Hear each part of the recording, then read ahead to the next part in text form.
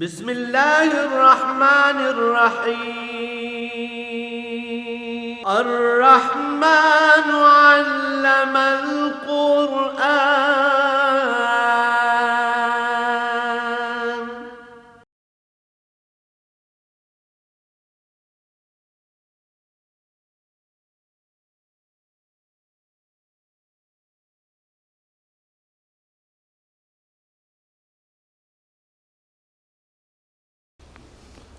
الحمد للہ رب العالمین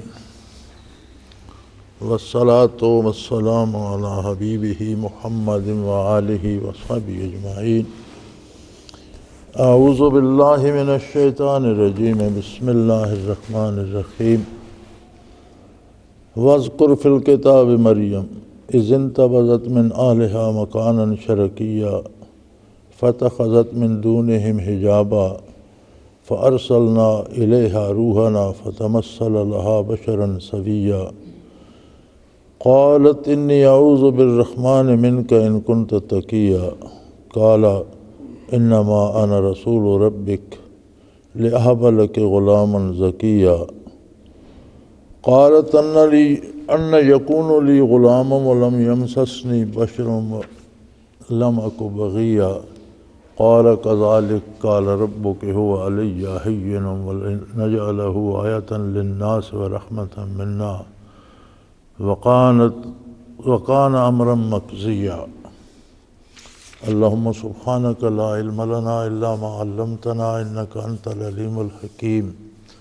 مولاي صل وسلم دائما أبدا على حبيبك خير الخلق كلهم. واذکر فی الکتاب مریم. آپ اس کتاب میں حضرت مریم کا بھی ذکر فرما دیجئے کہ یہ وہ باتیں ہیں جن کے بارے مشرکین اور یہود کے علماء بھی صحیح نہیں جانتے تھے اور جن کے بارے انہوں نے پوچھا بھی نہیں تھا. جو انہوں نے سوال کیے ان کے جواب تو ہو گئے، تو فرمایا اور بھی عجیب و غریب داستانیں جو ہیں اور واقعات جو ہیں اور اللہ جل شانہ کی طرف سے جو عجیب واقعات عجیبہ جو ہوئے ہیں ان کے بارے بھی انہیں مطلع فرما دیجیے. اور اس معاملے میں عیسیٰ علیہ السلام کے معاملے میں تو بہت غلط قصے انہوں نے گھڑ رکھے تھے. عیسائیوں نے تو سیدھا سیدھا اللہ کا بیٹا کہہ دیا اور یہودیوں نے ان پر بغیر والد کے ہونے کا الزام لگایا اور یوسف نجار نامی شخص کی طرف منسوب کر دیا. اسی طرح مرزا قادیانی نے بھی عیسیٰ علیہ السلام کو وہی یہودیوں کی روایت لے کر یوسف نجار کی طرف منسوب کیا. تو یہاں اللہ کریم نے ارشاد فرمایا کہ میرے حبیب آپ اس کتاب میں حضرت مریم کے حالات و واقعات کا صحیح اور حقیقی قصہ بیان فرما دیجئے. اذ انتبذت من اہلہا مکانا شرقیا، جب وہ اپنے لوگوں سے الگ ہو کر مشرق میں ایک مکان کی طرف گئیں. حضرت مریم کی پیدائش سے پہلے انہیں اللہ کی نظر کر دیا گیا تھا، اور جب وہ پیدا ہوئیں، یہ واقعہ آل عمران میں گزر چکا ہے، تو انہیں مسجد میں دے دیا گیا. اور حضرت زکریا علیہ السلام جو ان کے بینوئی بھی تھے، ان کی کفالت میں مسجد میں ہی پل کر جوان ہوئی اور بے شمار کرامات کا ظہور ہوا، جن میں سے بہت سی کرامات قرآن کریم نے بیان بھی فرمائی ہیں. تو جوان ہوئی تو عجیب واقعہ ہوا کہ جب وہ اپنے حجرہ مبارک سے یا لوگوں سے الگ ہو کر ایک مشرق کی طرف مکان میں گئیں، پردہ کر لیا، غسل وغیرہ کا اہتمام ہوگا، تو اللہ کریم فرماتے ہیں جب انہوں نے پردہ کر لیا لوگوں سے تو فَأَرْسَلْنَا إِلَيْهَا رُوحَنَا فَتَمَثَّلَ لَهَا بَشَرًا سَوِيًّا، جب انہوں نے پردہ کر لیا تو ہم نے روحنا جبرائیل امین کو، اپنی روح کو، انہیں روح الامین بھی ان کا نام نامی ہے جبرائیل امین کا، تو ہم نے اپنے فرشتے کو ان کی طرف بھیجا اور وہ پردے کے اندر انسانی صورت میں ان کے سامنے آیا۔ قالت انی اعوذ بالرحمن منک ان کنت تقیا۔ اب یہ بڑی عجیب بات ہے، حضرت مریم نبی نہیں ہیں، ولیاں ہیں، تو ان کے پاس فرشتہ آیا، اس کا مطلب ہے کہ ولی اللہ کو بھی فرشتے سے ہم کلام ہونے کا شرف حاصل ہو سکتا ہے، اس میں کوئی چیز معنی نہیں ہے، فرشتے سے بات بھی کر سکتا ہے اللہ کا ولی، اللہ توفیق دے تو، لیکن یہ سب اللہ کے اختیار میں ہوتا ہے کہ جب وہ ان کے سامنے انسانی صورت میں آئے تو وہ پہچان نہ سکیں کہ یہ فرشتہ ہے۔ انہوں نے سمجھا میں نے تو پردہ کر دیا تھا، یہ پردے میں کون انسان گھسا ہے، یہ کیسا آدمی ہے؟ تو فوراً قالت انی اعوذ بالرحمن منک ان کنت تقیا، تو انہوں نے کہا میں تم سے اللہ رحمان و رحیم کی پناہ چاہتی ہوں، اگر تمہیں اللہ کا خوف ہے تو تم کہاں یہاں گھس آئے، تم باہر چلے جاؤ، یہاں سے چلے جاؤ، اگر اللہ کا ڈر تمہیں بھی ہے، اور میں اللہ رحمان و رحیم کی تم سے پناہ چاہتی ہوں۔ علماء تفسیر فرماتے ہیں کہ اگر کوئی ایسا موقع جہاں بندہ گناہ میں پھنسنے کا اندیشہ ہو تو وہاں اللہ کا ذکر کرنا چاہیے اور اللہ سے پناہ چاہنی چاہیے، تو اللہ کریم بچنے کے اسباب بنا دیتے ہیں۔ اور مفسرین لکھتے ہیں کہ سب سے بڑی بات یاد الہی ہے، ذکر الہی ہے، اللہ کو یاد کریں، اللہ سے پناہ مانگیں تو بچنے کے اسباب بن جاتے ہیں۔ تو انہوں نے فرمایا میں تم سے اللہ رحمان کی پناہ مانگتی ہوں، اور اگر تمہیں بھی کوئی اللہ کا خوف ہے، یہ پرہیزگاری ہے، تو تم یہاں سے چلے جاؤ۔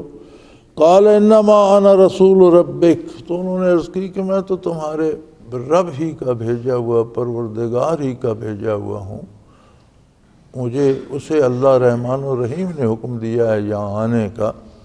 تو اس کا مطلب ہے کہ علوم اللہ تعالیٰ کے ہیں، جتنا چاہتا ہے جسے چاہتا ہے عطا کر دیتا ہے۔ اب ان کے پاس فرشتہ بھیج دیا، لیکن عجیب بات ہے کہ انہیں سمجھ نہیں آئی کہ یہ انسان ہے یا فرشتہ۔ وہ انسان سمجھ کر گھبرا گئیں اور دعا کی اللہ سے، اور پھر انہیں بھی اللہ کا واسطہ دیا۔ تو جب انہوں نے بتا دیا کہ میں انسان نہیں ہوں، میں اللہ کا بھیجا ہوا فرشتہ ہوں، لِأَهَبَ لَكَ غُلَامًا زَكِيًّا، اللہ کریم نے مجھے اس لیے بھیجا ہے کہ میں آپ کو پھونک مار دوں، دم کر دوں، تاکہ اللہ کریم آپ کو نیک اور صالح بیٹا عطا فرمائے۔ یہ اور بھی عجیب بات تھی، ان کے لیے بھی بڑی عجیب بات تھی۔ ایک بچی جو پیدا ہوئی اور پھر اسے مسجد میں اللہ کی راہ میں دے دیا گیا، اور نہایت پاکیزگی اور نہایت طہارت کے ماحول میں اور اللہ کے ماحول میں پل کر جوان ہوئی، بے شمار کرامات کا ظہور ہوا، اور جب جوان ہوئی تو بغیر شادی کے کیسے بیٹا ہو جائے، تو بڑی عجیب بات لگی۔ تو انہوں نے عرض کی، انہوں نے فرمایا، عرض کی فرشتے نے کہ لِأَهَبَ لَكَ غُلَامًا زَكِيًّا، اللہ نے جب انہوں نے بتایا میں تو اللہ کا بھیجا ہوا فرشتہ ہوں، تو پھر تم یہاں آئے، مجھے اللہ نے حکم دیا ہے، اللہ آپ کو بیٹا عطا کرنا چاہتے ہیں، اور مجھے حکم دیا ہے کہ میں آپ کو پھونک مار دوں۔ اب اللہ کریم کا نظام ایسا ہے کہ اس نے دنیا کو عالم اسباب بنایا ہے، دنیا میں ہر کام کے لیے سبب چاہیے۔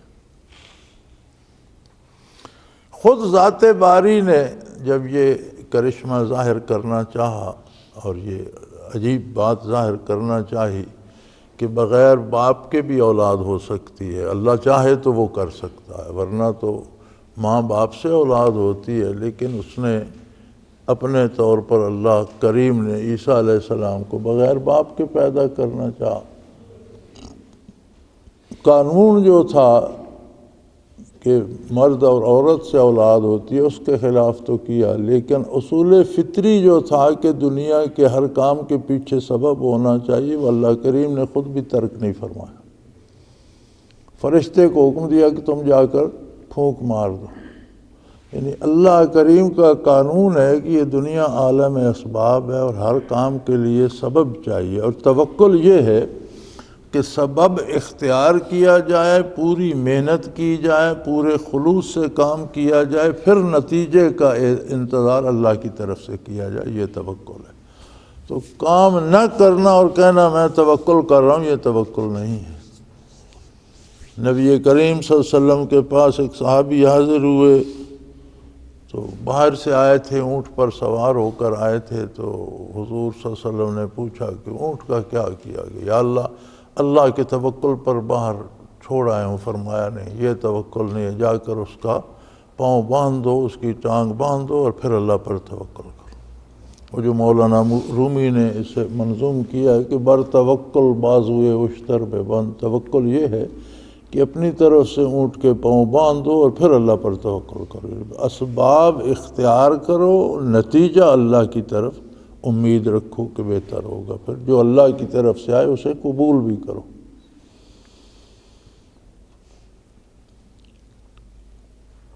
تو انہوں نے فرمایا قالت ان یکون لی غلام، میرے بیٹا کیسے ہوگا؟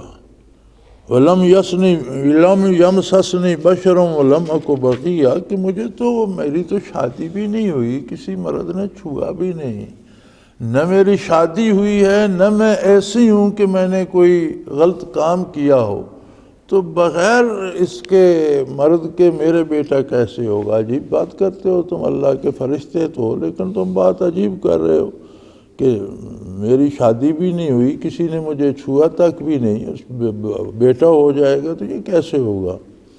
قال کذالک، انہوں نے عرض کی کہ ایسے ہی ہوگا، بغیر شادی کے ہوگا، بغیر مرد کے چھونے کے ہوگا، جس حال میں ایسے ہی ہو جائے گا۔ قال ربک هو علی ہین، اور آپ کے پروردگار کا ارشاد ہے کہ یہ میرے لیے کوئی مشکل نہیں، میں جو چاہوں کر سکتا ہوں، اور ایسے ہی بیٹا ہوگا۔ وَلِنَجْعَلَهُ آیَةً لِلنَّاسِ وَرَحْمَةً مِنَّا، اور آپ کے پروردگار کا ارشاد ہے کہ میں اسے لوگوں کے لیے ایک دلیل اور ایک نشانی کے طور پر پیدا کرنا چاہتا ہوں، اور اپنی طرف سے باعث رحمت بنا کر بھیجنا چاہتا ہوں۔ وَقَانَ أَمْرًا مَقْضِيًّا، اور اس کا فیصلہ ہو چکا، ایسا ہوگا، آپ چاہیں تو بھی ہوگا، نہ چاہیں تو بھی ہوگا، چونکہ وہ تو بہت گھبرا رہی تھی کہ یہ اللہ تو قادر ہے، ہو تو جائے گا، لیکن مجھے تو مخلوق میں بسنا ہے، لوگ کیا کہیں گے، لوگ مجھ سے پوچھیں گے یہ کہاں سے لے آئی ہو، میں کیا جواب دوں گی؟ اللہ تو قادر ہے، وہ تو کر لے گا، لیکن لوگوں کی رسائی تو اللہ کی قدرت تک نہیں ہے، لوگ تو اپنے اسباب اور اپنے طریقوں کو ہی جانتے ہیں، لوگوں کی نظریں بھی کم ہیں اور لوگوں کے منہ میں زبانیں بڑی ہیں، تو وہ کیا کہیں گے، تو یہ کیا ہوگا؟ تو وہ تو اپنی طرف سے ایک بہت مشکل میں پھنس گئیں کہ کسی بھی پاکیزہ شعار نیک سیرت ایک ولیہ کو جو نوجوان بھی ہو اور بغیر شادی کی اس کی اولاد ہو جائے تو اس کے لیے تو بڑی مصیبت بن گئی ہو، کس کو کیا کیا جواب دیں گی؟ تو وہ بڑی گھبرائیں، تو انہوں نے کہا بی بی کان امرا مقضیا، اب یہ طے ہو چکا ہے، ایسا ہو کر رہے گا، آپ گھبرائیں نہیں، آپ حوصلہ کریں، ایسا ہو کر رہے گا۔ تو اللہ کی قدرت، جبرائیل امین نے پھونک ماری تو انہیں حمل رہ گیا عیسیٰ علیہ السلام سے، جس کا مطلب ہے کہ پھونک مارنا یا اللہ کا کلام پڑھ کر دم کرنا جائز ہے اور اس کا اثر بھی ہوتا ہے۔ ناجائز کہاں ہوتا ہے؟ پہلی بات یہ ہے کہ کوئی ایسا کلام پڑھا جائے جو ناجائز ہو، اور اس میں علماء یہ بھی فرماتے ہیں کہ کوئی ایسا کلام جس کی آپ کو سمجھ نہیں آتی، جیسے لوگوں نے کچھ پنجابی، اردو، کچھ پرانی زبانیں سریانی ملا کر بنائے ہوئے ہیں دم درود، تو وہ جن کی سمجھ نہیں آتی وہ پڑھنے جائز نہیں ہے۔ جس میں کوئی ایسا لفظ جو شریعت کی گرفت میں آتا ہو وہ پڑھنا جائز نہیں ہے۔ ہاں قرآن کریم کی کوئی آیت پڑھتے ہیں، درود شریف پڑھتے ہیں، کوئی پڑھتے ہیں، پھونکتے ہیں تو وہ جائز ہے۔ صحابہ کرام ایک صحرا سے گزر رہے تھے کچھ صحابہ کرام، تو بدوؤں کا خیمہ لگا ہوا تھا۔ یہ بدو خانہ بدوش ہوتے تھے، چلتے پھرتے رہتے تھے، تو ان کا خیمہ لگا ہوا تھا۔ تو انہوں نے دیکھا یہ کوئی نیک سیرت لوگ جا رہے ہیں، تو ان کے پاس پہنچے اور انہوں نے کہا ہمارے ایک آدمی کو سانپ نے کاٹا ہے اور ہم بڑے علاج کر چکے ہیں تو وہ فائدہ نہیں ہو رہا اور وہ قریب المرگ ہو گیا ہے، تو اگر آپ اسے کوئی دم کر دیں یا کوئی پھونک مار دیں تو وہ رک گئے۔ تو ایک صحابی نے سورہ فاتحہ پڑھ کر پھونک مار، اللہ کی شان وہ ٹھیک ہو گیا، زہر کا اثر ختم ہو گیا، بندہ ٹھیک ہو گیا۔ تو وہ بڑے خوش ہوئے، ان کا بڑا ہمارا تو پیارا بیٹا تھا اور بڑا آپ نے بہت بڑا کام کیا۔ تو انہوں نے 20 بکریاں دیں اجرت کے طور پر کہ آپ نے ہمارا بڑا کام کیا، یہ 20 بکریاں اس کی اجرت۔ صحابہ کرام نے لے لیں، لیکن انہوں نے سوچا یہ عجیب بات ہے، یہ پتہ نہیں لینا اس کا جائز ہے بھی کہ نہیں۔ تو انہوں نے کہا کون سا ہم کھانے لگے ہیں، لے چلتے ہیں، حضور صلی اللہ علیہ وسلم کی خدمت میں پیش کر کے پوچھ لیں گے، جائز ہوگا تو رکھ لیں گے، نہیں جائز ہوگا تو ان کو واپس کر دیں گے۔ تو وہ لے آئے، بارگاہ رسالت میں پہنچے تو انہوں نے پوچھا کہ ہمیں تو پتہ نہیں تھا، تو ہم نے سورۃ فاتحہ پڑھ کر دم کر دی، مریض ٹھیک ہو گیا۔ تو آپ نے فرمایا تمہیں کس نے کہا تھا کہ سورۃ فاتحہ دم بھی ہے؟ یا رسول اللہ کوئی پتہ نہیں تھا، ہم نے تو ویسے ہی فاتحہ شریف پڑھ کے دم کر دی۔ تو انہوں نے ہمیں 20 بکریاں دی ہیں۔ حضور نے فرمایا صلی اللہ علیہ وسلم کہ یہ تو ان کے علاج کی اجرت ہے اور یہ حلال ہے، جائز ہے، بلکہ ان میں میرا حصہ بھی رکھو، آپس میں بانٹ لو، لیکن آپ صلی اللہ علیہ وسلم نے فرمایا میرا حصہ بھی ان میں رکھو۔ تو دم کرنے کے لیے ایک تو یہ ہے کہ بندہ پاک صاف ستھرا، نیک کردار، نیک نام، جاننے پڑھنے لکھا، یہی بے وقوفوں سے جو نہ نماز پڑھتے ہیں نہ وضو کرتے ہیں نہ انہیں نماز آتی ہے، نہ ان سے دم کروانے والا کوئی اچھی بات نہیں ہے، اس کا کوئی جواز نہیں ہے۔ پھر دم میں تاثیر فرد سے پیدا ہوتی ہے کہ دم کرنے والا کیسا ہے۔ یہاں حضرت مریم کو جبرائیل امین نے دم کیا، گویا صفات ملکوتی دم کرنے والے میں ہوں، اس میں پاکیزگی ہو، طہارت ہو، صحیح العقیدہ ہو، جاننے والا ہو، اور کلام جائز ہو، قرآن کریم سے ہو، حدیث سے ہو یا تسبیحات ہوں، لیکن وہ کلام ہو جو جائز ہے، تو دم میں بھی اثر ہوتا ہے اور اس کا کرانا جائز ہے۔ اور جیسے الفاظ پڑھنا جن کا مطلب ہی نہ آتا ہو یا غیر شرعی الفاظ پڑھ کے دم کرنا، وہ نہ کرنا جائز ہے نہ کرانا جائز ہے۔ پھر دم پر یا تعویذ آپ دیتے ہیں تو اس سے بندہ ٹھیک ہو جاتا ہے، تو یہ علاج کے لیے، اور علاج کی اجرت لینا جائز ہے۔ اگر کوئی اجرت لیتا ہے تو جائز ہے، فی سبیل اللہ دیتا ہے تو اسے اللہ ثواب دے گا، اللہ اجر دے گا، لیکن اگر کوئی اجرت لیتا ہے دم کرنے کی یا تعویذ کرنے کی تو وہ بھی جائز ہے، وہ لے سکتا ہے۔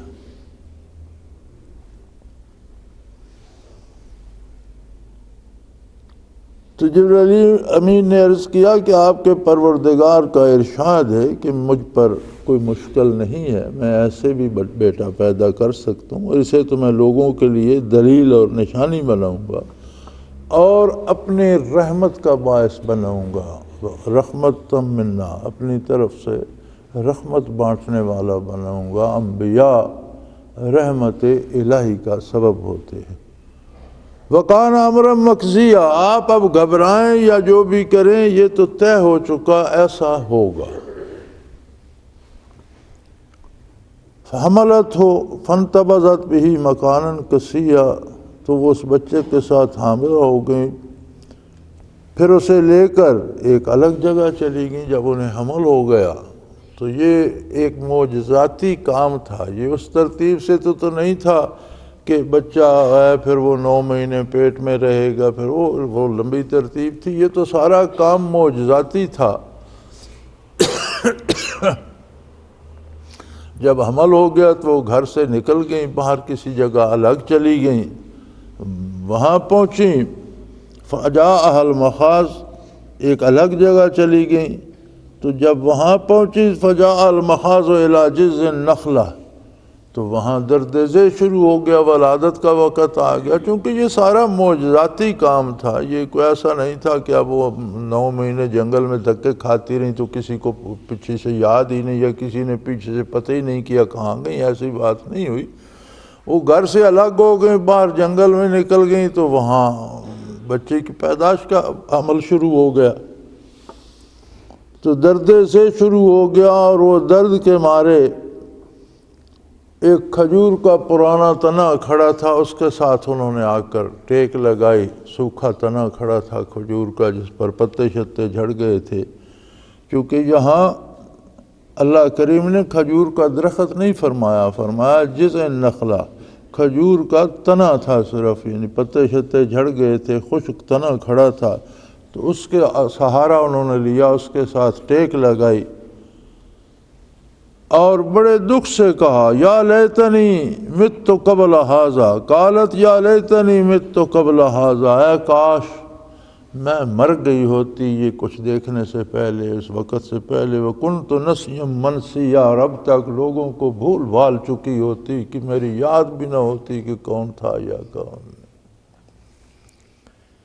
یہ بھی بڑی عجیب بات ہے۔ جب تک کوئی زندہ رہتا ہے ہر بندے کو یہ وہم ہوتا ہے کہ شاید یہ کائنات میرے ہی دم پر قائم ہے، خواہ وہ بادشاہ ہے اور خواہ فقیر ہے۔ کسی سے پوچھو تو وہ کہتا ہے جب میں نہیں ہوں گا تو پھر ان کو، میرے گھر والوں کو بھی پتہ چلے گا، پھر جب میں نہیں رہوں گا تو پھر لوگوں کو بھی پتہ چلے گا۔ گویا اس کے دم سے سارا کچھ چل رہا ہے، ہر ایک کو یہ غلط فہمی ہو، لیکن جو مر جاتا ہے اسے کوئی پوچھتا ہی، چند دن بعد کسی کو یاد نہیں ہوتا کہ اس نام کا کوئی بندہ تھا بھی یا نہیں تھا، یا وہ مر گیا، یا وہ اچھا تھا یا کیسا تھا، لوگ بھول جاتے ہیں۔ موت ایسا خلا ڈال دیتی ہے۔ تو وہ انہوں نے خواہش کی، حضرت مریم نے، کہ کاش یہ سب کچھ دیکھنے سے پہلے میں مر گئی ہوتی اور اب تک لوگ بھول بھال چکے ہوتے۔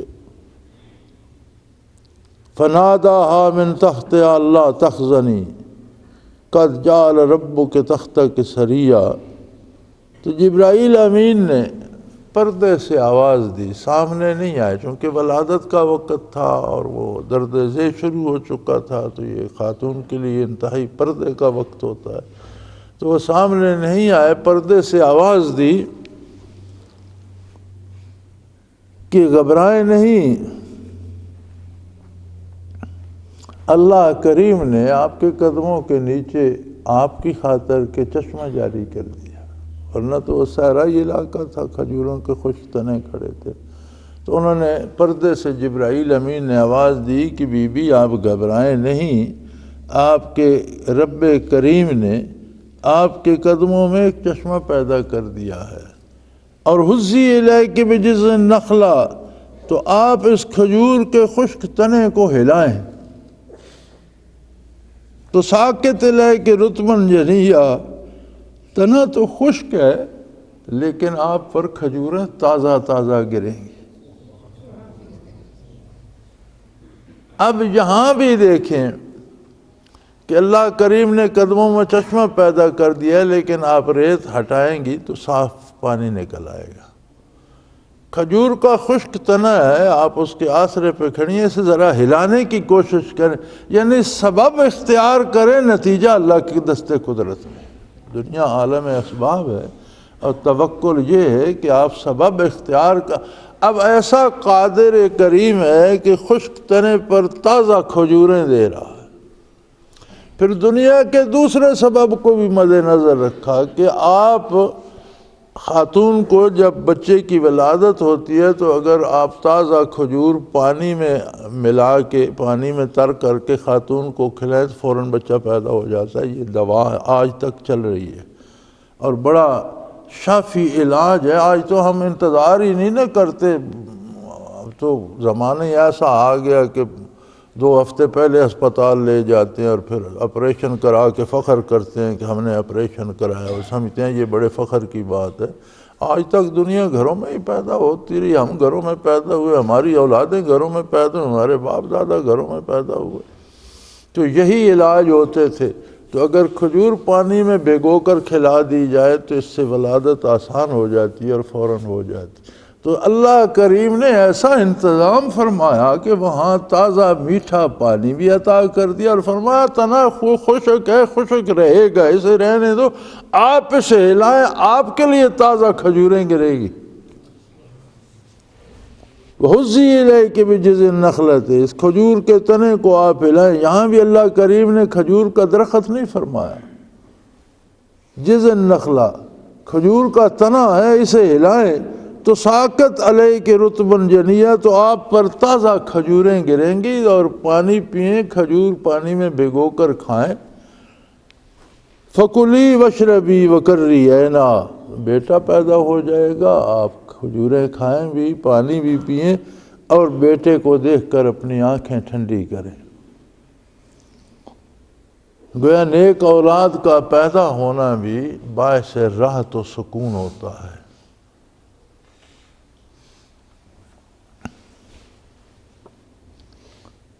فَإِمَّا تَرَيِنَّ مِنَ الْبَشَرِ أَحَدًا فَقُولِي إِنِّي نَذَرْتُ لِلرَّحْمَنِ صَوْمًا فَلَنْ أُكَلِّمَ الْيَوْمَ إِنْسِيًّا، اور اگر کوئی آدمی آپ کے پاس آ جائے یا آپ واپس آدمیوں میں جائیں، گھر میں جائیں، تو جو بندہ سامنے آئے وہ تو سوال کرے گا۔ لوگوں کے منہ میں تو اپنی اپنی زبان ہوتی ہے اور جو چاہتے ہیں کہہ دیتے ہیں، تو وہ تو عجیب سوال کرے گا۔ تو آپ اشارہ کر دیجئے کہ میرا تو روزہ ہے چپ کا، میں تو بات نہیں کروں گی کسی انسان سے، تو میں بات نہیں کر سکتی، اسی سے پوچھ لیں، میں تو نہیں بول سکتی، اس بچے سے پوچھ لیں۔ تو پہلی امتوں میں یہ چپ کا روزہ بھی رکھا جاتا تھا، شریعت محمد علیہ صاحب صلاۃ والسلام میں نہیں ہے، پہلی امتوں میں تھا، لوگ خاموشی کا روزہ بھی رکھتے تھے۔ تو آپ کہہ دیجئے کہ میں نے تو روزے کی منت مان رکھی تھی، تو اس میں یہ بچہ بھی پیدا ہو، اشارہ کر دیجئے کہ اسی سے بات کریں، میرا تو روزہ ہے، میں تو بات نہیں کر سکتی۔ چنانچہ وہ فآتت بہ قومہا تحملہ، دیکھیں ولایت الہی اتنا آسان راستہ نہیں ہے۔ دین کا کام کرنا مجاہدہ ہے، اور مجاہدہ اسے اس لیے کہتے ہیں کہ اس میں جد و جہد ہوتی ہے، مشکل ہوتا ہے، محنت کرنا پڑتی ہے، باتیں سننا پڑتی ہیں، اور الزامات بھی لگتے ہیں، لوگ راستے میں کانٹے بھی بچھاتے ہیں، لوگ پتھر بھی مارتے ہیں، لوگ گالیاں بھی دیتے ہیں، لوگ بہتان بھی لگاتے ہیں۔ یہ سب کچھ سہ کر اللہ کے بندے اللہ کے لیے محنت اور مجاہدہ کرتے ہیں اور اللہ کے دین کی تبلیغ کرتے ہیں، اور یہ سب کچھ سہنا پڑتا ہے۔ اب یہ کامل ولیاں ہیں جن سے فرشتہ آ کر بات بھی کرتا ہے، انسانی شکل میں متشکل ہو کر بات بھی کرتا ہے، کراماتی طور پر اللہ بغیر شادی کے اولاد بھی اپنی طرف سے عطا فرماتا ہے، پھر اس بیٹا، وہ بیٹا صاحب کتاب نبی بھی ہے۔ اس کے باوجود کتنا مشکل ہے کہ بغیر شادی کے ایک نوجوان بچی، نوزائیدہ بچے کو لے کر پھر قوم کے پاس آئے، لوگوں میں آئے، تو حکم ہوا کہ آپ جائیے واپس، تو وہ واپس آئیں۔ فآتت بہ قومہا تحملہ، تو وہ بچہ اٹھائے ہوئے گود میں واپس آ گئیں، جیسے گھر سے گئی تھی تو واپس آئیں تو ایک بچہ اٹھایا ہوا ہے۔ قالوا یا مریم لقد جئت شیئا فریا، لوگوں نے فوراً انگلی اٹھا کہا، یہ اے مریم، یہ کیا غضب اٹھایا آپ نے یہ کیا انہونی کر دکھائی؟ یا اخت ہارون ما کان ابوک امرأ سوء ما کانت امک بغیہ، اے ہارون کی بہن، تم تو موسیٰ اور ہارون کے خاندان سے ہو، نبیوں کے خاندان سے ہو، پاکیزہ خاندان سے ہو، شریف خاندان سے ہو، نیک نام خاندان سے ہو، جن کی پاکیزگی مشہور ہے، نیکی مشہور ہے، تم نے یہ کیا غضب ڈھایا؟ نہ تو تمہارے والد ہی کوئی برے آدمی تھے اور نہ تمہاری والدہ کوئی غلط کام کرنے والی تھی، تو ایک نیک خاندان کی بچی ہو اور بہت پارسا خاندان ہے، نبیوں کا خاندان ہے، پھر تمہارے والد بڑے نیک آدمی تھے، تمہاری والدہ بڑی نیک اور پارسا عورت تھی، تو تم نے یہ کیا غضب ڈھایا؟ فَأَشَارَتْ إِلَيْهِ، انہوں نے عیسیٰ علیہ السلام کی طرف اشارہ کیا، جو ایک 2 روز کے بچے تھے، ایک دن کے۔ قالوا کیف نکلم من کان فی المہد صبیا، جو بچہ ابھی پیدا ہوا اور ابھی ماں کی گود میں پڑا ہے، اس سے ہم کیا بات کریں کہ آپ اس کی طرف اشارہ کر رہی ہیں؟ تو کیف نکلم، کس طرح ان سے ہم بات کر سکتے ہیں، من کان فی المہد صبیا، جو ابھی گود کا بچہ ہے، ابھی پیدا ہوا اور آپ نے گود میں لیا ہے، تو یہ ہم سے باتیں کرے گا، ہم اس سے سوال کریں؟ جب وہ یہ اعتراض کر رہے تھے تو عیسیٰ علیہ السلام ماں کی گود سے گویا ہوئے۔ قال انی عبد اللہ، انہوں نے فرمایا لوگو میں اللہ کا بندہ ہوں، اللہ کا نبی ہوں، اللہ کی طرف سے بھیجا گیا ہوں۔ انی عبد اللہ آتانی الکتاب وجعلنی نبیا، اللہ نے مجھے کتاب بھی دی ہے اور مجھے نبی بنایا ہے۔ نبوت اللہ کی طرف سے عطا کی جاتی ہے اور نبی کی ذاتی صفت بن جاتی ہے۔ نبی ازل میں فیصلہ ہو چکا کون نبی ہوگا، اسے نبوت عطا کر دی گئی۔ نبی پشت پدر میں بھی نبی ہوتا ہے، شبک میں مادر میں بھی نبی ہوتا ہے، دنیا میں پیدا ہوتے وقت بھی نبی ہوتا ہے، دنیا سے جاتے بھی نبی ہوتا ہے، برزخ میں بھی نبی رہتا ہے، میدان حشر میں بھی نبی ہوگا، جنت میں بھی نبی ہی ہوگا۔ اس کی نبوت، اس کی عظمت نبوت، اس کی شان رسالت قائم رہے گی۔ بعثت ایک الگ ہے، لوگوں پر تب ظاہر ہوتا ہے جب نبی مبعوث ہوتا ہے۔ اب بعثت تو ان کی بھی بعد میں ہوئی، کتاب بعد میں نازل ہوئی، لیکن یہ وقت سے پہلے اطلاع دے رہے ہیں کہ انہوں نے فرمایا انی عبداللہ، میں اللہ کا بندہ ہوں، آتانی الکتاب وجعلنی نبیا، اس نے مجھے کتاب دی اور مجھے نبی بنایا۔ یہ واقعہ بعد میں ہونا تھا، لیکن اتنا یقینی تھا کہ انہوں نے فرمایا یہ ہو چکا۔ عربی کا ایک قاعدہ ہے، جس کام کے ہونے کا یقین ہو، وہ اگر مستقبل میں بھی ہونا ہو تو اسے صیغہ ماضی میں شمار کرتے ہیں کہ یہ ہو چکا، یعنی یہ ضرور ہوگا۔ وہی اصول یہاں استعمال ہوا کہ ابھی نبی تو وہ جوان ہوں گے، بالغ ہوں گے، مبعوث ہوں گے، لیکن انہوں نے فرمایا آتانی الکتاب وجعلنی نبی، اللہ نے مجھے کتاب بھی دی ہے اور نبی بھی بنائی۔ اتنا یقینی ہے کہ یہ سمجھ لو یہ ہو چکا۔ وجعلنی مبارکن اینما کنت، اور مجھے بابرکت بنایا، میں جس حال میں بھی ہوں، جہاں بھی ہوں، اللہ کی طرف سے میں بابرکت ہوں۔ اوصانی بالصلاۃ والزکوٰۃ، اور مجھے اللہ نے نماز، عبادت اور زکوٰۃ، نماز سارے کردار کی پاکیزگی ہے۔ 2 ہی چیزیں ہیں انسان کی، ایک اس کا کردار ہے اور ایک اس کا مال ہے، باقی ساری چیزیں آگے ان پر استوار ہوتی ہیں۔ بنیادی چیزیں ایک اس کی ذات ہے، ایک اس کا مال ہے۔ اس کی ذات، اس کا عہدہ، اس کا علم، اس کی صفات ایک یہ چیز ہے، ایک اس کے پاس دنیا کے اسباب کیا ہے، یہ ہے۔ دونوں باتوں میں فرمایا کہ مجھے ذاتی طور پر نیکی کا، عبادت کا، اللہ کریم سے جڑے رہنے کا، اللہ کی عبادت کرنے کا، اللہ کی یاد میں رہنے کا، اللہ کی ذکر کا، صلاۃ کا حکم دیا، والزکوٰۃ، اور مال کو پاکیزہ رکھنے کا حکم دیا۔ یعنی میرے پاس جو مال ہوگا وہ بھی حلال جائز وسائل سے آ کر پاکیزہ اور حلال ہوگا اور اس میں سے زکوٰۃ دی جائے گی۔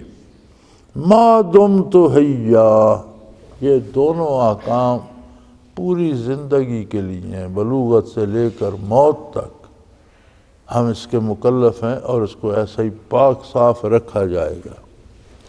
وبرم بوالدتی، اور مجھے اپنی ماں کے ساتھ نیک برتاؤ کرنے والا، نیک اور صالح بنایا ہے، ماں کا نافرمان نہیں۔ یہاں چونکہ آپ کی صرف والدہ تھیں، والدہ سے پیدا ہوئے قدرت باری سے بغیر والد کے، تو یہاں والد کا ذکر نہیں ہے کہ مجھے والدین کے ساتھ اطاعت کا حکم ہے، نہیں، صرف ماں کا حکم ہے۔ آپ ماں ہی تھیں، والد نہیں تھے۔ وَلَمْ يَجْعَلْنِي جَبَّارًا شَقِيًّا، اور مجھے سخت گیر، بدبخت یا سرکش یا بدبخت نہیں بنایا۔ جبار کہتے ہیں سرکش کو، باغی کو، نافرمان کو، زبردستی کرنے والے کو، جبر کرنے والے کو، اور شقیہ بدبخت، سرکش۔ تو فرمایا اللہ نے مجھے نہ زبردستی کرنے والا سرکش بنایا ہے اور نہ بد نصیب بنایا ہے، اور خوش نصیب بنایا ہے، بدبخت نہیں بنایا، نیک بخت بنایا ہے، خوش بخت بنایا ہے۔ انبیاء ہمیشہ اعلیٰ نسب سے آتے ہیں، اور ہمیشہ انبیاء کے والدین بھی نیک ہوتے ہیں، غلط کار نہیں ہوتے۔ نبی کریم صلی اللہ علیہ وسلم کا ایک ارشاد ہے کہ آدم علیہ السلام سے لے کر اپنی ولادت تک میں جس بھی مرد کی پشت میں رہا اور جس بھی والدہ سے پیدا ہوا، یعنی میری نسل جہاں تک آدم علیہ السلام تک ہے، ان میں کسی کا باپ، کسی کی ماں غلط کار نہیں ہے، بدکار نہیں ہے۔ تو یہ اعلیٰ اور صاف ستھری نسل ہوتی ہے، اعلیٰ نسب سے انبیاء منتخب کیے جاتے ہیں۔ ولایت میں بھی جب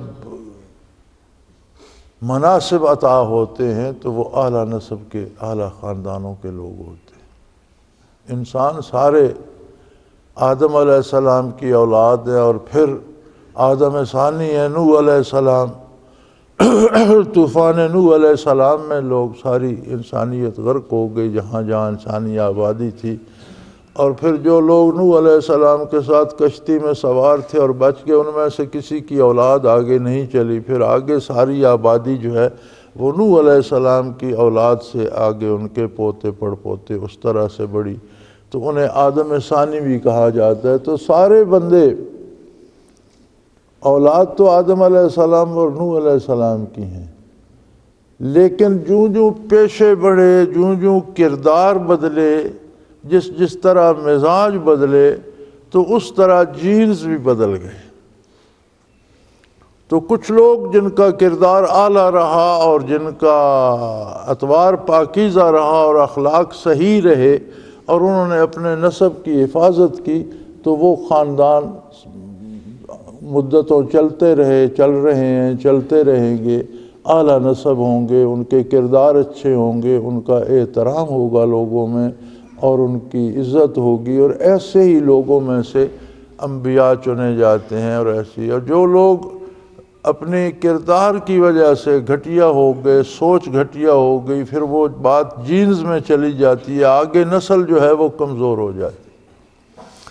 تو گویا اپنا کردار ضائع کرنا یا گھٹیا کرنا یا کمینگی اختیار کرنا صرف اپنے لیے جرم نہیں ہے، بلکہ یہ اتنا بڑا جرم ہے کہ آنے والی نسلوں کو بھی کمینہ بنا دیتی ہے۔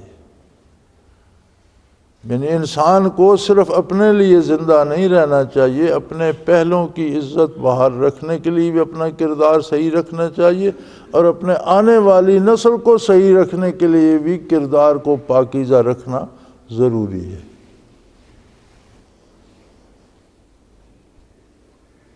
چنانچہ انہوں نے فرمایا میں تو ایک ایسی اللہ کی خوش نصیب ہستی ہوں، اللہ نے مجھے والسلام علیہ یوم ولدت، اللہ کی سلامتی ہے مجھ پر، اللہ کی طرف سے امان ہے میرے لیے اللہ کی طرف سے رحمت ہے مجھ پر جب میں پیدا ہوا، وہ یوم اموتو، اور پھر مجھے بھی مرنا ہے، لیکن میری موت بھی اللہ کی سلامتی ہے، اللہ کی رحمت کے زیر سایہ ہے۔ جب میں مروں گا تب بھی مجھ پر اللہ کی سلامتی ہوگی۔ وہ یوم ابعث حیا، اور جب اللہ دوبارہ زندہ کرے گا اور میں بھی زندہ کیا جاؤں گا تب بھی مجھ پر اللہ کی سلامتی ہوگی، یعنی میں تو اللہ کی سلامتی تقسیم کرنے والا اللہ کا نبی ہوں، صاحب کتاب ہوں۔ ذالک عیسی ابن مریم، اے میرے حبیب انہیں بتا دیجئے کہ یہ تھے عیسیٰ علیہ السلام حضرت مریم کے بیٹے، جس کے بارے انہوں نے پتہ نہیں کیا کیا خرافات گھڑ رکھی ہیں۔ کوئی ان پر الزام لگاتا ہے، کوئی انہیں اللہ کا بیٹا کہتا ہے، یہ سب غلط ہے، سب الزامات ہیں، سب بہتان ہیں۔ یہ حقیقت ہے عیسیٰ علیہ السلام کی، قول الحق، اور یہ سچی بات ہے، یہ صحیح بات ہے۔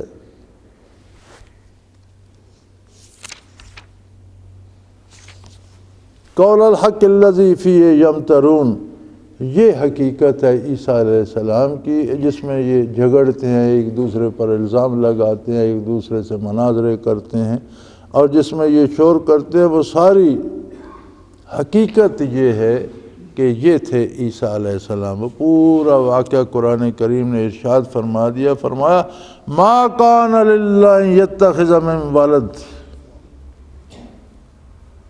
اللہ کی شان سے یہ بعید ہے کہ اس کی اولاد ہو، اس لیے کہ اولاد، انسان کی اولاد بھی انسان ہوتی ہے۔ باپ طاقتور ہو سکتا ہے، بیٹا کمزور ہو سکتا ہے، باپ عالم ہو سکتا ہے، بیٹا جاہل ہو سکتا ہے، باپ خوبصورت ہو سکتا ہے، بیٹا بدصورت ہو سکتا ہے، باپ صحت مند ہو سکتا ہے، بیٹا بیمار ہو سکتا ہے، اس سے کم تر ہو سکتا ہے، کمزور ہو، لیکن انسان کا بیٹا ہوگا تو انسان۔ اگر اللہ کا بھی بیٹا ہوتا تو وہ بھی اللہ ہی ہوتا، اس میں الوہیت کی خصوصیات ہونی چاہیے تھی۔ تو اس کے لیے پیدا ہونا یا مرنا یہ تو اللہ کی شان سے تو بعید ہے۔ پھر کھانا پینا، روٹی کا محتاج، بھوک پیاس کا محتاج، اللہ کا نبی بھی ہو، انسانی خصوصیات ہیں اس میں، اور وہ ساری ضروریات انسانی حوائج ضروریہ اس کے ساتھ ہیں۔ یہ کیسے ممکن ہے؟ اور اللہ کی شان تو اتنی بلند ہے کہ اسے زیبا ہی نہیں کہ وہ کوئی کسی کو اولاد بنائے یا وہ ان کا کوئی بیٹا ہو نہیں سکتا، ان جیسا کوئی دوسرا ہو نہیں سکتا۔ اللہ کی شان یہ ہے کہ وہ واحد ہے، لا شریک ہے، نہ کوئی اس کا ماں باپ ہے، نہ اس کا کوئی بیٹی بیٹا ہے، نہ اس کا کوئی رشتہ دار ہے، اس جیسا کوئی دوسرا ہے ہی نہیں۔ سبحانہ، وہ ان چیزوں سے بالا تر اور پاک ہے۔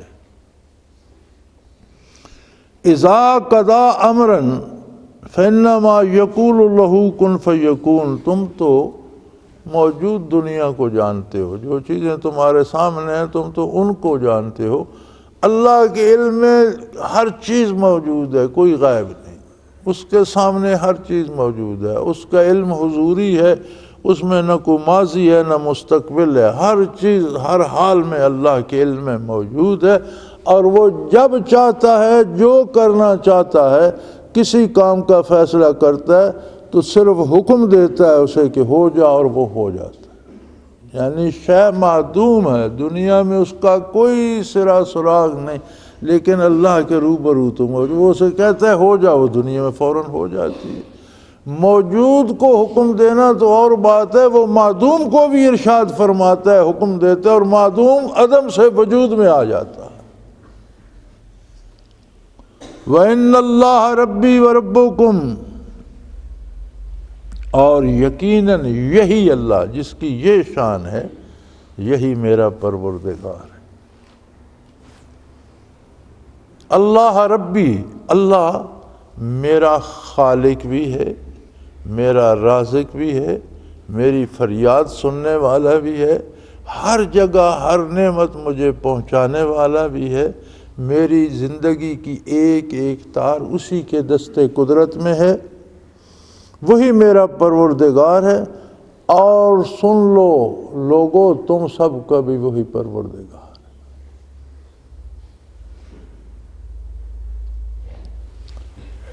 یہ عجیب کمال ہوتا ہے انبیاء میں کہ عیسیٰ علیہ السلام پیدا ہوئے اللہ کے حکم سے،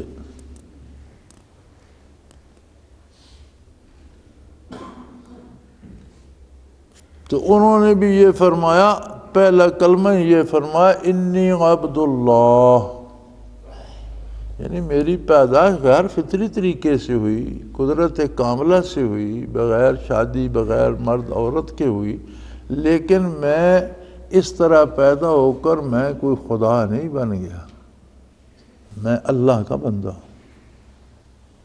یعنی میری ولادت میں عجیب بات ضرور ہے، لیکن میری پوجا نہ کرنا، میں اپنی پوجا کی طرف، اپنی عبادت کی طرف، انی عبد اللہ، پہلا جملہ یہ فرمایا کہ میں اللہ کا بندہ ہوں، اللہ کی عبادت میں بھی کروں گا، تم بھی کرو۔ یہاں بھی وہی ارشاد ہو رہا ہے کہ اللہ میرا بھی رب ہے، تمہارا بھی پروردگار ہے، فاعبدوہ، عبادت اسی کی کرو۔ نبی کریم صلی اللہ تعالی علیہ وسلم نے اپنی ذات اقدس کو سجدہ نہیں کروایا، ہر بندے سے کہا کہ سجدہ براہ راست اللہ کو کرو، تمہارا اللہ بھی وہی ہے، میرا اللہ بھی وہی ہے، سو میری ساری حاجات پوری کرنے والا بھی اللہ ہے یقیناً، اور لوگوں تم سب کی بھی ساری ضروریات پوری کرنے والا وہ اللہ ہے، لہذا اس کی اطاعت کرو، اسے سجدہ کرو، اس کی عبادت کرو، ھذا صراط مستقیم، یہ سیدھا راستہ ہے۔ اللہ کو چھوڑ کر امیدیں دوسروں سے وابستہ کرنا یہ سیدھا راستہ نہیں ہے، اپنی ساری امیدیں ایک ذات وحدہ لا شریک سے ساری امیدیں وابستہ کر لو، تمہیں ہر نعمت وہیں سے ملے گی، لہذا اس کی اطاعت اختیار کرو۔ فاختلف الاحزاب من بینہم فویل للذین کفروا من مشہد یوم عظیم، لوگ بٹ گئے، لوگوں میں اختلاف پیدا ہو گیا، لوگ مختلف دھڑوں میں بٹ گئے، کسی نے اللہ کی بجائے مخلوق کی پوجا شروع کر دی، کسی نے پتھروں کی بتوں کی، کسی نے سورج کی آگ کی، کسی نے فرشتوں کی، کسی نے برائے نام اللہ کے بیٹے بنا لی اور ان کی پوجا شروع کر دی۔ لیکن ارشاد ویل للذین کفروا من مشہد یوم عظیم، لیکن جس کسی نے بھی قیامت کا اور اللہ کی بارگاہ کی حاضری کا انکار کیا، اس کے لیے بہت برائی، بہت خرابی ہے، وہ تباہ ہو گیا، وہ اجڑ گیا۔ جو بھی عظمت الہی کو چھوڑ کر اور حضور حق میں پیش ہونے کی تیاری نہ کر کے اور اس پر ایمان نہ لا کے کسی فرقے میں چلا گیا، اس نے خود کو برباد کر لیا۔ اللہ کا تو کوئی نقصان نہیں کر سکتا، اس کی شان تو کم نہیں ہوتی، اللہ کے دین کا بھی کوئی نقصان نہیں کر سکتا، اللہ کا دین بھی انشاءاللہ ہمیشہ قیامت تک باقی رہے گا۔ جو مخالفت کرتا ہے وہ خود کو تباہ کر لیتا ہے۔ اسمع بہم وابصر یوم یاتوننا لیکن الظالمون اليوم فی ضلال مبین۔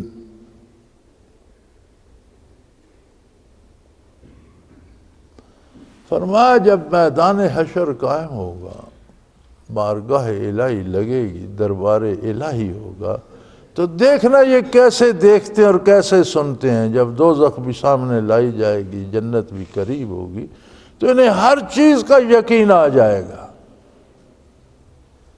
کھلی آنکھوں دیکھ رہے ہوں گے سارے حالات و واقعات، فرشتے بھی نظر آ رہے ہوں گے، جہنم بھی برزت الجحیم لمن یرا، دوزخ بھی کھینچ کے لائی جائے گی، اب دیکھ لو جو انکار کرتے تھے۔ وَأُزْلِفَتِ الْجَنَّةُ غَيْرَ بَعِيدٍ، جنت بھی قریب سجا کر کھڑی کر دی جائے، دیکھو جنت بھی دیکھ لو، دوزخ بھی دیکھ لو، تو پھر دیکھیے گا۔ اسمع بہم وابصر، یہ کیسے دیکھنے اور سننے والے ہوں گے، لیکن الظالمون اليوم فی ضلال مبین، لیکن آج کے دن دنیا میں یہ ظالم غلط کار غلط کام کرنے والے کتنی بڑی گمراہی میں پڑے ہوئے ہیں کہ ان حقائق کا انکار کیے پھرتے ہیں اور مفروضے بنا رکھے ہیں اپنی طرف سے۔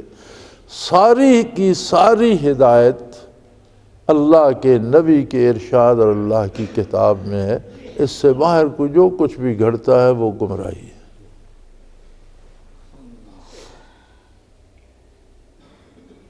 وَأَنذِرْهُمْ يَوْمَ الْحَسْرَةِ إِذْ قُضِيَ الْأَمْرُ وَهُمْ فِي غَفْلَةٍ وَهُمْ لَا يُؤْمِنُونَ۔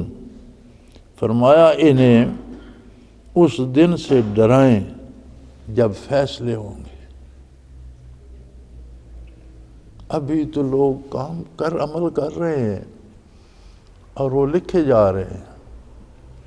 اللہ بڑا غفور الرحیم ہے، ہر جرم پر گرفت نہیں کرتا، ورنہ ارشاد ہوتا ہے کہ اگر ہم ہر جرم پر گرفت کرتے تو شاید دنیا میں کوئی بھی نہ بچتا، انسانوں کے لیے زندگی دشوار ہو جاتی، وہ مہربانی فرماتا ہے۔ لیکن علماء حق فرماتے ہیں کہ گناہ زہر ہے، اگر زہر کھانے سے قے وغیرہ شروع ہو جائے، پیچش ہو جائے تو بندے کی جان بچ جاتی ہے۔ گناہ صادر ہو اور اس پر اللہ کی طرف سے کوئی چھوٹی موٹی سزا آ جائے تو توبہ کا سبب بن جاتی ہے، لیکن اگر کچھ بھی نہ ہو، یہ ہضم ہو جائے تو فرماتے ہیں زہر ہے، ہضم ہو جائے تو موت کا سبب بنتا ہے، پھر ایمان مر جاتا ہے، پھر بندے میں ایمان نہیں رہتا۔ تو فرمایا انہیں اس دن سے ڈرائیے، انذرہم یوم الحسرت، جس دن ہر کوئی حسرت کرے گا اور فیصلے ہوں گے۔ وہم فی غفلۃ وہم لا یؤمنون، اور آج تو وہ غفلت میں پڑے ہیں، ایمان نہیں لا رہے، لیکن اس دن کیا کریں گے جب فیصلے ہوں گے، پھر کیا کریں گے؟ اور وہ حسرت کا دن ہے۔ نبی علیہ السلام کا ارشاد ہے کہ اس دن جنتی بھی حسرت کریں گے۔ یا رسول اللہ جنتی کیوں حسرت کریں گے؟ جو بخشے گئے وہ تو کامیاب ہو گئے۔ فرمایا جنتی بھی جو دم ان کا اور جو وقت اللہ کے ذکر کے بغیر گزرے گا اس پر وہ بھی حسرت کریں گے کہ کاش یہ وقت بھی یاد الہی میں بسر کیا ہوتا، یہ بھی اللہ اللہ میں بسر کیا ہوتا، کاش اس وقت میں 2 رکعت اور پڑھ لیتا، اس وقت نوافل پڑھ لیتا، کاش اس وقت میں تلاوت کر لیتا، میں درود شریف پڑھ لیتا، میں تسبیحات پڑھ لیتا۔ جو لمحہ ذکر الہی سے خالی گزرے گا اس پر جنتی بھی حسرت کریں گے کہ میں اسے خالی نہ جانے دیتا تو مجھ پر اور برکات ہوتی۔ تو دوستی تو ہے ہی حسرت زدہ، ان کا تو ایمان ہی نہیں ہے، ایمان نہیں ہے تو عمل کہاں، تو کچھ بھی نہیں ہے پلے، اور ادھر فیصلے کی گھڑی ہے تو وہ تو حسرت سے مریں گے۔ اِنَّا نَحْنُ نَرِثُ الْأَرْضَ وَمَنْ عَلَيْهَا وَإِلَيْنَا يُرْجَعُونَ۔ فرمایا یہ بے وقوف خواہ مخواہ ساری عمر میرا میرا میرا میری میری کرتے مر جاتے، یہ زمین میری، یہ مکان میرا، یہ گاڑی میری، یہ دولت میری، یہ عہدہ میرا، یہ بادشاہی میری، کچھ بھی کسی کا نہیں۔ اِنَّا نَحْنُ نَرِثُ الْأَرْضَ وَمَنْ عَلَيْهَا، زمین کے مالک بھی ہم ہیں، ہم ہیں وارث زمین کے، اور جو کچھ اس پہ وہ بھی ہمارا ہے۔ اللہ کریم فرماتے ہیں کہ ایک گھاس کے تنکے سے لے کر ہمالیہ پہاڑ تک، ایک ادنا چیونٹی سے لے کر ہاتھی تک، ایک کیڑے سے لے کر بڑی سے بڑی ویل مچھلی تک، جو کچھ بھی زمین بھی ہماری ہے، جو کچھ زمین پر ہے وہ بھی ہمارا ہے، تمہارا اس میں کچھ نہیں، نہ تم نے کوئی چیز پیدا کی۔ جو میں عطا کر دیتا ہوں اس پر میرا شکر ادا کرو، شکایتیں نہ کرتے رہو مجھے وہ نہیں ملا، مجھے وہ، تمہارا کیا ہے کہ تمہیں ملے۔ یعنی اللہ کریم حلال جائز طریقے سے جو نعمتیں عطا فرماتے ہیں ان کا شکر ادا کرنا چاہیے، لیکن ہمارا رویہ مختلف، ہم ساری عمر شکایت ہی کرتے رہتے ہیں، مجھے وہ نہیں ملا، مجھے وہ نہیں ملا، مجھے یہ نہیں ملا۔ تو جو کچھ ہمیں ملا ہوتا ہے اس کا احساس نہیں کرتے، اس پر شکر ادا نہیں کرتے۔ سو فرمایا یہ زمین بھی اور جو کچھ سب میرا ہے، اور سب نے میرے ہی پاس واپس آنا ہے، تم سب کو بھی میری بارگاہ میں حاضر ہونا ہے، اور پھر یہی فیصلہ ہوگا کہ جو نعمتیں میں نے عطا کی اس پر تم نے میرا شکر کیا یا نافرمانی کرتے رہے۔ میری ذات کی عبادت کی یا میرے ساتھ لوگوں کو شریک کرتے رہے، اللہ کریم ہدایت نصیب فرمائے اور نیکی کی توفیق عطا فرمائے، اپنی نافرمانی سے اپنی حفظ و امان میں رکھیں۔ وآخر دعوانا ان الحمدللہ رب العالمین۔ اللہ اللہ اللہ اللہ اللہ اللہ اللہ اللہ۔